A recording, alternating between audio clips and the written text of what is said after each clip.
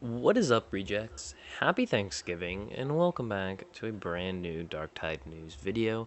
My name is KrimelCrungy, and today we got a lot to talk about regarding Darktide.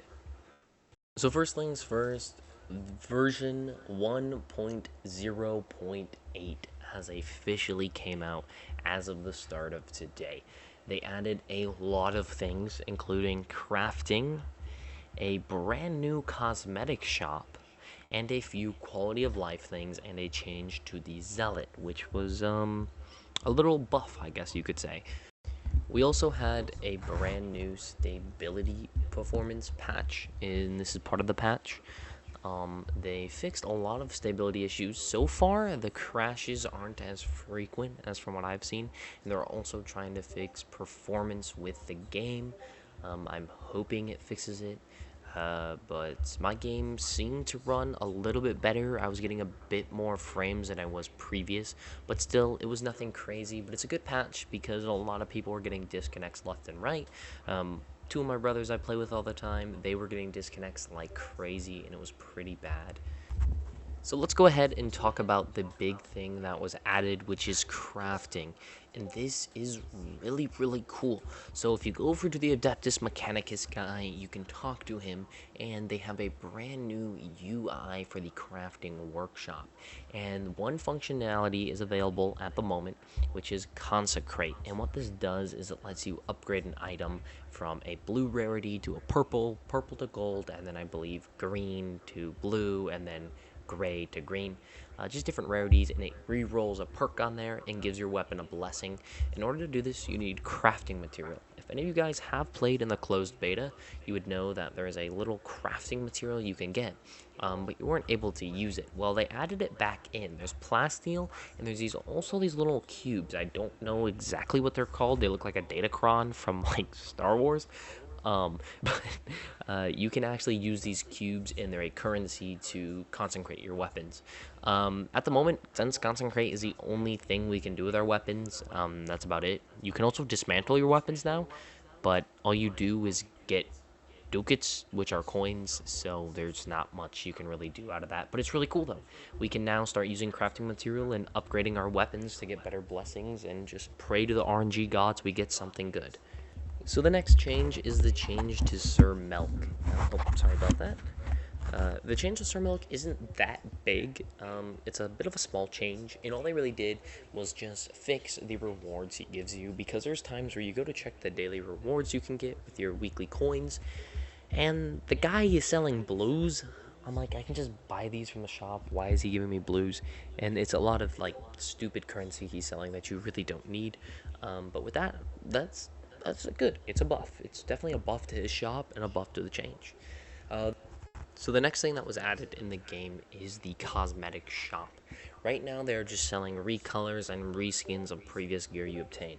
I don't know if they're releasing it in sets or they're launching it out based on your character's level, but you're able to get recolors. It was the same thing in closed beta. You got blue clothes, so the blue clothes are in the game again. You can get brown, you can get black, you can get blue with like a camo on it, you can get blue with stripes on it, you can get black with stripes on it, gray with stripes on it, and so on and so on. So it's pretty cool. I guess it's, a bit of a cool change that they added, and it's really awesome.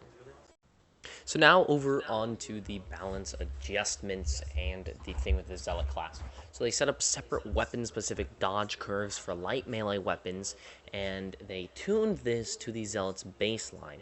So set up a separate dodge curve for the Zealot class. They increased the baseline dodge distance to 2.75 meters over zero point 0.4 of a second, and it was 2.5 meters over zero point 0.4 of a second. So you get about an extra 0.25 of a meter. That's not bad. That's actually pretty good. And Zealot's getting a buff. I don't think they really need the buff because the Zealot is kind of broken, but they're getting it anyways, I guess. They increased dodge slide friction speed threshold to 5.5 milliseconds from 4.5, so we don't break down as hard on dodge sliding, so I think that's pretty cool as well. And then they set up weapon-specific curves for agile dodge profiles to allow customized behavior. So for Aatrox Tactical Axes and Maccabean Dueling Swords, the custom curve is 2.75 meters over 0.35 seconds with a fine-tuned end of curving for chaining. And then for the Katchan Mark III Combat Blade, I guess only the 3, the custom curve is 2.9 meters over 0.35 seconds with fine-tuned end of curve for chaining. So I think this just means when you dodge, your character curves up now. I believe so. I think that's what that means. But yeah, so for the dodges, that's pretty cool. We're getting a dodge change again, which is really interesting, and I think this is always going to fluctuate.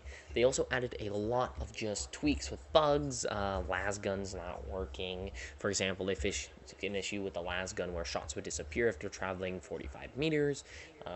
They made minor tweaks to minion melee movement. They tweaked ranged minions range, switch from melee to range override when players are kiting them to not occur too close to players. So sometimes they would just, when you would, get in melee range, they would just shoot you with a gun. That was a thing. They fixed a lot of UI. They fixed some localization on cosmetic items. We've added a better interfacing for some cases where invalid names are entered during character creation, making it clearer that the chosen name / input is not accepted. So that's pretty cool. They also added, they changed the menu up a little bit, just some quality of life things. They added end of round cards to show better what you unlock, so that's kind of cool.